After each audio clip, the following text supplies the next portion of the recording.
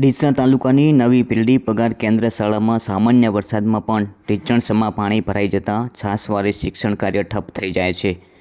ગત રાત્રે પડેલા સામાન્ય વરસાદમાં પણ શાળા પાણીમાં ગરકાવ થઈ જતાં શિક્ષકો અને વિદ્યાર્થીઓને ભારે મુશ્કેલી વેઠવી પડી રહી છે।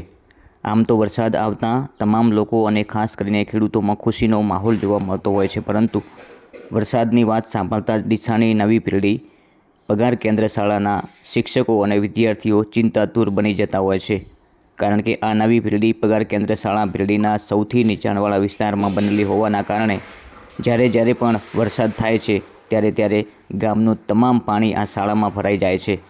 ગત રાત્રે પણ 2 ઇંચ જેટલા સામાન્ય વરસાદમાં પણ આ શાળા ભરાઈ જતાં આખી શાળા પાણીમાં ગરકાવ થઈ ગઈ છે। આ શાળામાં અત્યારે 700 જેટલા વિદ્યાર્થીઓ અભ્યાસ કરે છે અને 21 જેટલા શિક્ષકોનો સ્ટાફ ફરજ બજાવે છે।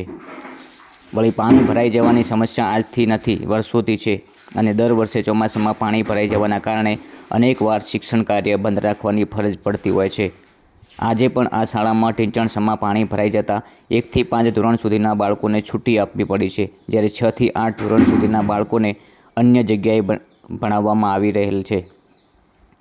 દર વખતે ચોમાસામાં અવારનવાર શાળામાં પાણી ભરાઈ ગયા બાદ દિવસો સુધી પાણી સુકાતું નથી અને ગંદુ પાણી ભરાઈ રહેતા રોગચાળો ફાટી નીકળવાની પણ દહેશત છેવાય છે।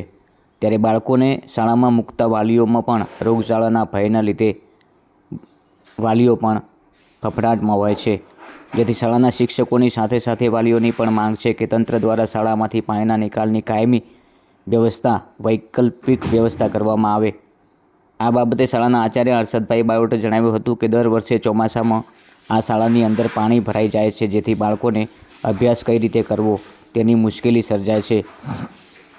આ શાળા પીરડીના સૌથી નીચાણવાળા વિસ્તારમાં આવેલી હોવાથી સામાન્ય વરસાદમાં પણ પાણીમાં ગરકાવ થઈ જાય છે। આ બાબતે જ્યારે શાળામાં પાણી ભરાઈ જાય છે ત્યારે એના ફોટા સહિત ઉચ્ચ કક્ષાએ રજૂઆત કરી છે, પરંતુ પાણીના નિકાલની કોઈ જ વ્યવસ્થા કરવામાં આવતી નથી। અત્યારે અન્ય જગ્યાએ શાળા માટે 4 રૂમ બનાવેલા છે, ત્યાં મોટા બાળકોને ખસેડવામાં આવ્યા છે અને જ્યારે શાળામાંથી પાણી ઓસરી જશે ત્યારે અમે ફરી શિક્ષણ કાર્ય શરૂ કરશું। સૌ ભણે, સૌ આગળ વધે, પરંતુ અહીં તો ક્યાં બેસીને ભણવું અને કેવી રીતે ભણવું તે જ મોટો સવાલ છે।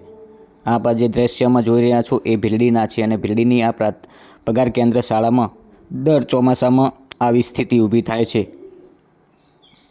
અમને અનેકવાર મીડિયામાં અહેવાલ આવ્યા છતાં તંત્ર દ્વારા કોઈ નોંધ લેવાતી નથી કે આ પાણીના નિકાલની કોઈ વ્યવસ્થા કરવામાં આવતી। આપ જોઈ રહ્યા છો દ્રશ્ય, વિદ્યાર્થીઓને તો ભણવું છે, પરંતુ કેવી રીતે ભણવું અને ક્યાં બેસીને ભણવું એ સૌથી મોટો સવાલ છે। અનેકવાર રજૂઆતો બાદ પણ અહીંયા પાણીની વૈકલ્પિક વ્યવસ્થા કરવામાં આવતી નથી। પાણીનો નિકાલ વૈકલ્પિક વ્યવસ્થાથી કરવામાં આવે તો આ કાયમી ધોરણે અહીંયા વ્યવસ્થા થઈ શકે તેવી પરિસ્થિતિ છે। હાલમાં એવી પરિસ્થિતિ સર્જાઈ છે કે ચોમાસાની હજી શરૂઆત થઈ છે, પરંતુ આ શાળામાં બેસીને અભ્યાસ થાય તેવી પરિસ્થિતિ નથી। 700 જેટલા વિદ્યાર્થીઓ અત્યારે અભ્યાસ વગર વંચિત રહ્યા હોય તેવા દ્રશ્યો સામે આવ્યા છે। આ શાળામાં પાણી સુકાવાનું નામ લેતું નથી, પરંતુ હવે તંત્ર જાગે તો